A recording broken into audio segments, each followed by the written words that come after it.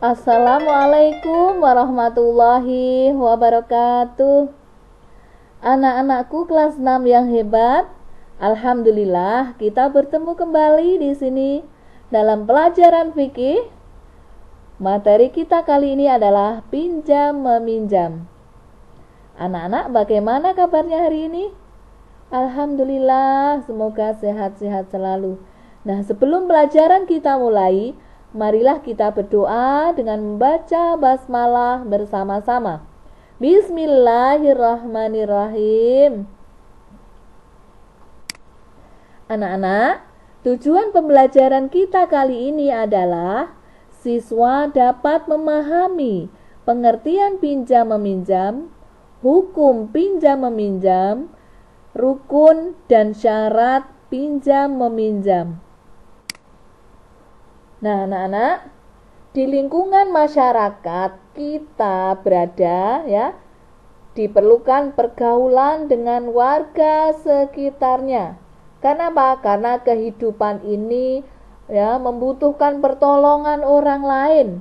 Kita tidak bisa hidup sendiri atau individu karena kita adalah makhluk sosial. Oke, istilah pinjam meminjam itu kan kalian tidak asing lagi setiap hari ya, mungkin pinjam pulpen, pinjam buku pada temannya dan lain-lain ya. Nah, salah satu bentuk interaksi dalam pergaulan di masyarakat adalah pinjam meminjam dengan sesama. Nah, saling pinjam meminjam ini sangat dianjurkan oleh Rasulullah SAW. Perhatikanlah upaya yang dilakukan oleh ibu ketika menyiapkan peralatan untuk mengadakan kenduri atau tasyakuran misalnya. Beliau berusaha menyediakan peralatan yang dibutuhkan dengan cara apa? Kadang meminjam kepada tetangga yang memiliki bila mungkin ada yang kurang ya, mungkin sendok atau peralatan apa begitu ya. Nah, pinjam meminjam sangat penting ya, sangat penting artinya dalam kehidupan bermasyarakat. Kenapa? Karena dapat mempererat ukhuwah Islamiyah atau persaudaraan sesama umat Islam. Nah, sekarang kita bahas apa pengertian pinjam meminjam itu. Nah, ini perhatikan. Pinjam meminjam dalam istilah fikih disebut ariyah. Ariyah berasal dari bahasa Arab yang artinya pinjaman. Pinjam meminjam menurut istilah syara ya. Kalau tadi kan menurut bahasa, dalam istilah fikih itu ariyah. Apa ariyah artinya? Pinjaman. Itu berarti arti menurut bahasa. Sekarang menurut istilah apa? Yaitu akad ya. Berupa akad itu ijab qabul ya, akad atau kesepakatan berupa pemberian manfaat suatu benda halal dari seseorang kepada orang lain tanpa ada imbalan dengan tidak mengurangi atau merusak benda itu dan dikembalikan setelah diambil manfaatnya secara utuh tepat pada waktunya ya. Jadi pinjam-pinjam di sini artinya apa? Tidak mengurangi zat itu ya. Misalkan kalau sabun itu pinjam apa minta?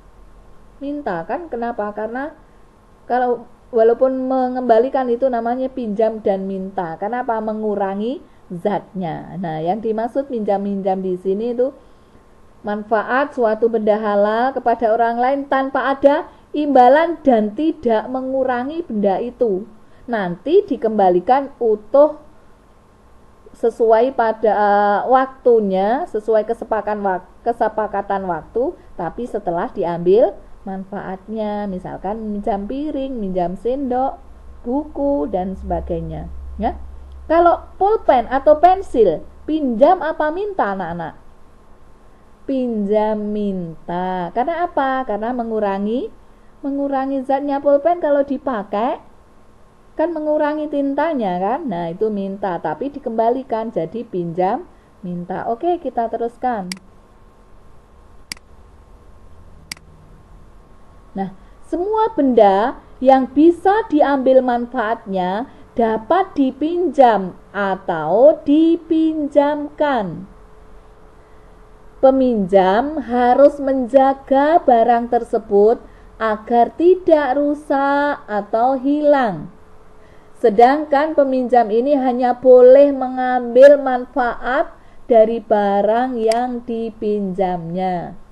Nah, sebagai bentuk tolong-menolong, pinjam-meminjam merupakan bentuk pertolongan orang lain ya kepada yang lain yang sangat membutuhkan suatu barang. Jadi dalam Islam kan dianjurkan tolong-menolong. Nah, ini pinjam-meminjam ini adalah salah satu bentuk pertolongan kepada orang yang sangat membutuhkan. Nah, pinjam-meminjam dalam kehidupan sehari-hari dapat menjalin tali silaturahim, menumbuhkan rasa saling membutuhkan, saling menghormati, dan saling mengasihi.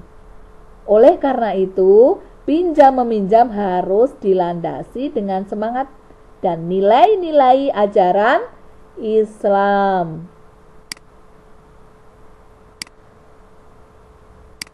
Allah Subhanahu wa ta'ala memberikan tuntunan agar pinjam-meminjam dicatat ya dengan teliti mengenai syaratnya, waktu pengembaliannya, mungkin cicilan pengembaliannya.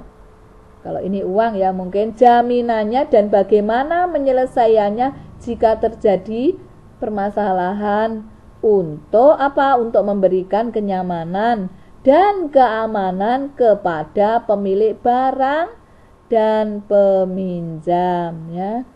Kalau pinjam, terutama kalau barangnya besar itu dicatat ya, ini dianjurkan.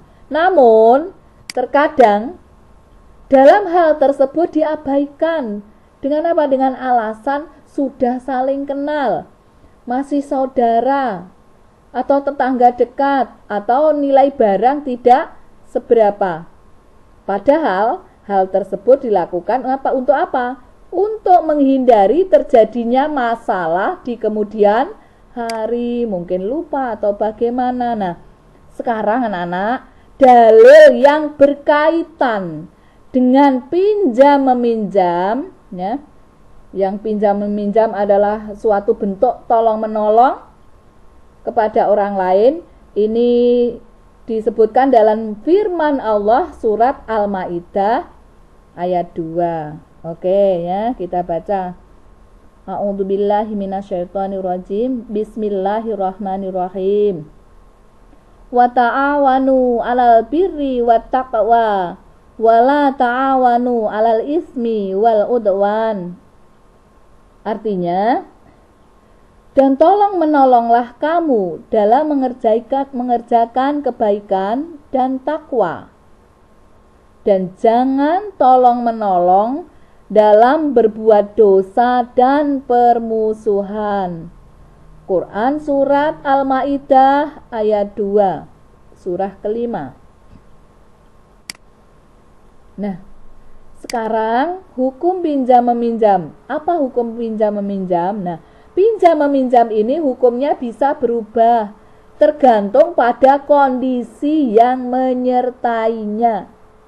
Hukum pinjam-meminjam dalam syariat Islam ini dibagi menjadi 5 bagian, yaitu 1. Mubah atau boleh. Nah, mubah atau boleh ini adalah merupakan hukum asal pinjam-meminjam. Boleh meminjam, boleh meminjamkan. Misalkan pinjam buku fikihnya sehari saja. Untuk apa? Untuk saya baca karena buku saya hilang, misalkan begitu ya. Itu. Nah, kemudian yang kedua itu tadi hukumnya mubah atau boleh. Yang kedua hukumnya adalah sunnah. Pinjam-meminjam yang dilakukan merupakan suatu kebutuhan akan hajatnya. lantaran dirinya tidak punya. Misalnya, meminjam sepeda untuk mengantarkan tamu, meminjam untuk keperluan sekolah anaknya, ya, misalkan minjam uang untuk membayar SPP dan sebagainya. Itu hukumnya sunnah. Apa itu sunnah? Sunnah itu bila dilakukan mendapat pahala, bila tidak apa-apa. Maka berarti lebih baik, ya. Sunnah itu lebih baik. Oke, kita lanjutkan yang kedua. Yang ketiga, ya. Tadi yang kedua, sekarang yang ketiga. Pinjam meminjam yang hukumnya wajib. Bagaimana pinjam meminjam kok meminjamkan kok wajib? Yakni pinjam meminjam yang merupakan kebutuhan yang sangat mendesak, dan kalau tidak meminjam akan menemukan suatu kerugian. Nah, misalnya, ya, ini contoh yang pinjam meminjam yang hukumnya wajib. Ini yang pertama contohnya. Seseorang yang tidak punya kain atau baju sama sekali lantaran hilang atau kecurian semua, ya. Dan apabila tidak dipinjami kain atau baju, maka orang tersebut akan telanjang. Nah, hal ini wajib pinjam dan wajib meminjamkan. Nih, bagi yang punya kain wajib meminjami. Ini kan darurat, ya, kalau tidak dipinjami maka akan telanjang. Maka hukum meminjami bila ia punya, maka hukumnya adalah wajib. Nah, itu contohnya. Yang kedua, ini meminjamkan kendaraan untuk mengantarkan orang yang sakit keras untuk ke rumah sakit. Nah, ini berhubungan dengan nyawa, kan? Sakit keras, yang punya mobil satu RT hanya satu. Kalau tidak cepat tertolong mungkin akan sangat berbahaya, maka ia wajib meminjamkan. Contoh yang ketiga, ini masih berhubungan dengan nyawa, tapi bukan manusia, tapi hewan. Misalkan meminjamkan pisau untuk menyembelih hewan yang hampir mati. Misalkan ada ayam tertabrak mobil, masih hidup, ya, masih bernafas.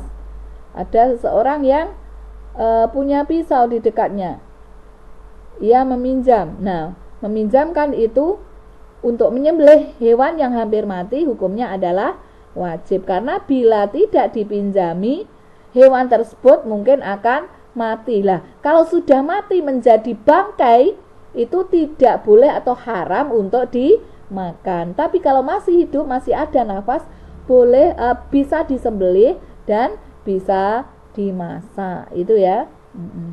Kemudian yang keempat, pinjam meminjam yang hukumnya makruh. Nah, jika pinjam meminjam berdampak pada hal yang makruh itu kan hendaknya dijauhi, karena makruh itu dibenci Allah.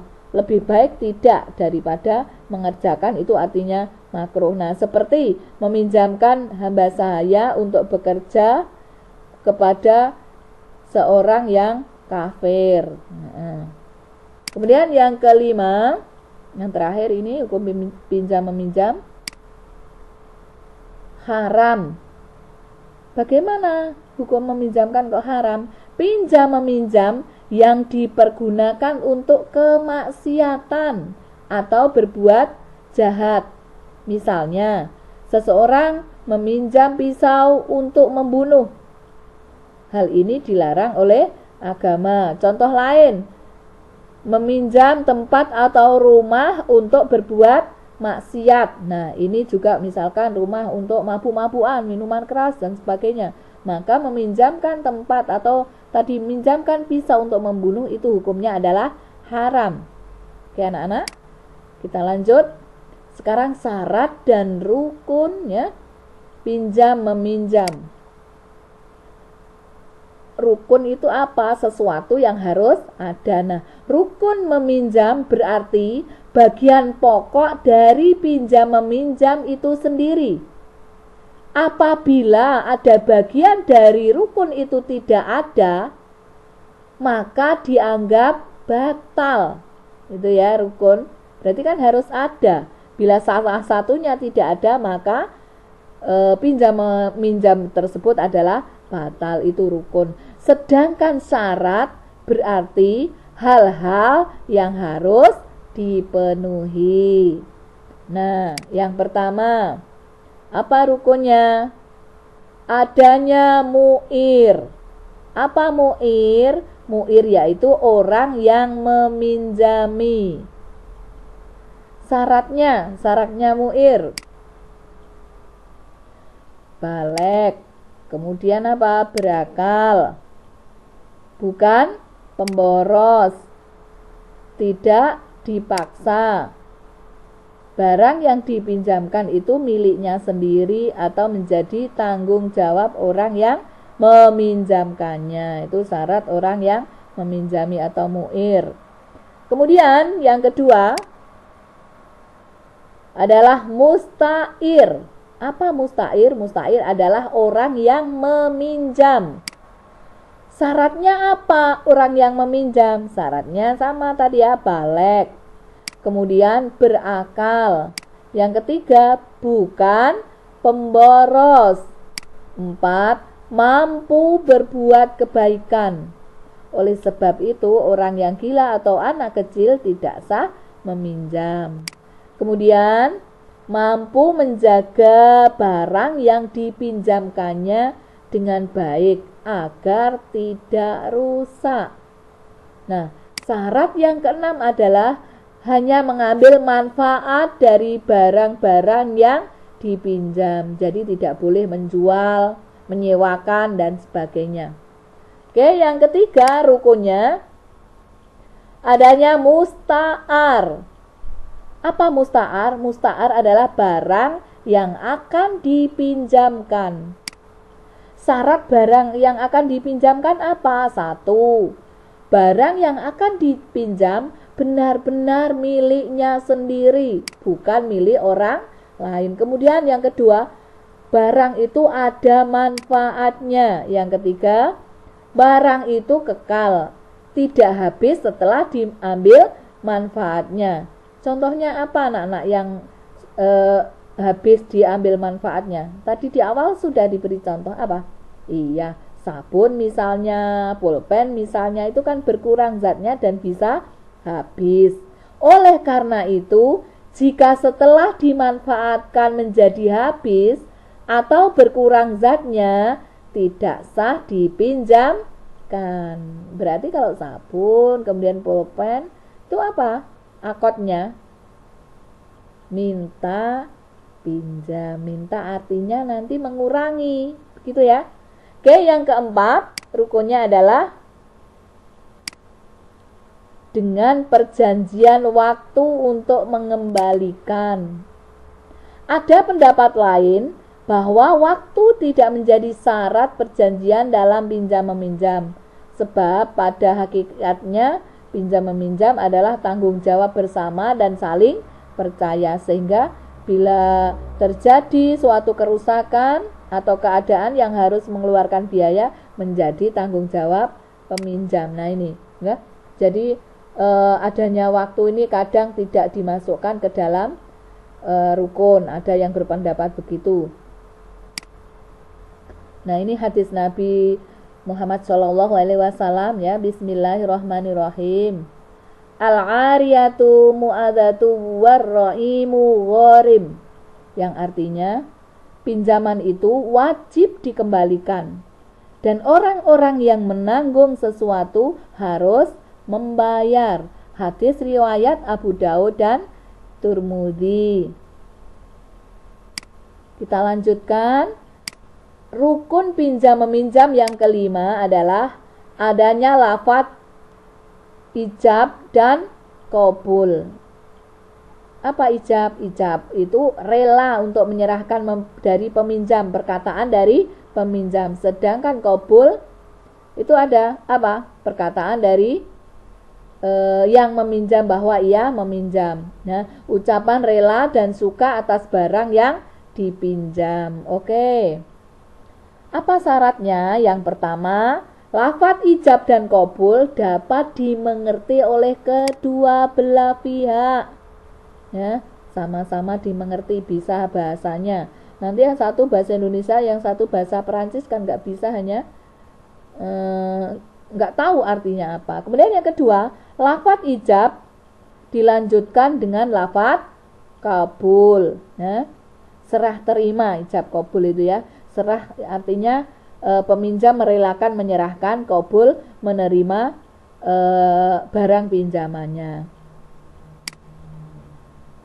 Kemudian pinjam meminjam berakhir apabila barang yang dipinjam telah diambil manfaatnya dan harus segera dikembalikan kepada yang memilikinya. Anak-anak, kalian ulang tadi rukun pinjam meminjam masih hafal? Apa tadi?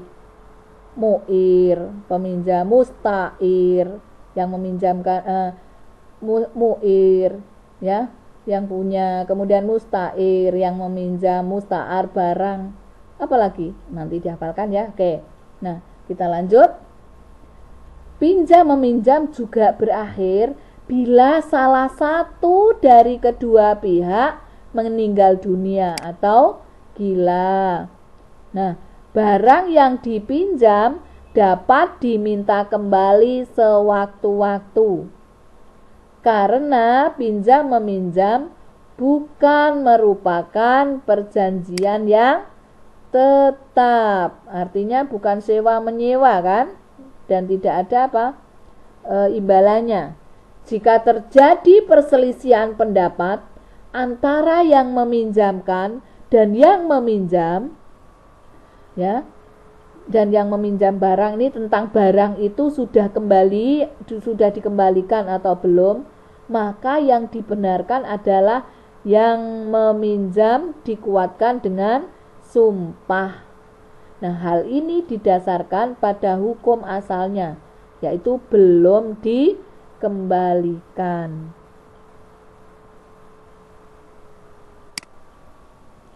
Nah, anak-anak, ini tadi pembahasan kita tentang pengertian pinjam meminjam, rukun, hukum, dan syarat pinjam meminjam. Kalian pelajari ya.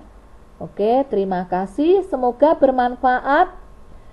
Kita akhiri dengan baca hamdalah bersama-sama. Alhamdulillahirabbil alamin. Assalamualaikum warahmatullahi wabarakatuh.